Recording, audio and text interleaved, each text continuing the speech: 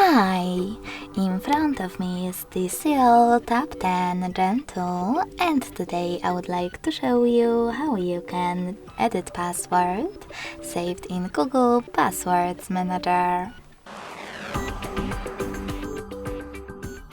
Begin by going into Settings and scrolling all the way down to access Google section.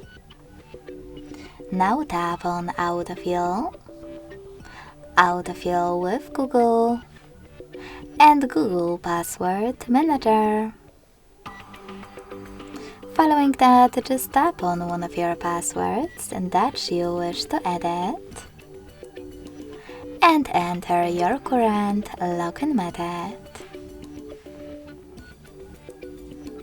Finally, select Edit button right next to the delayed one and change wherever you wish to.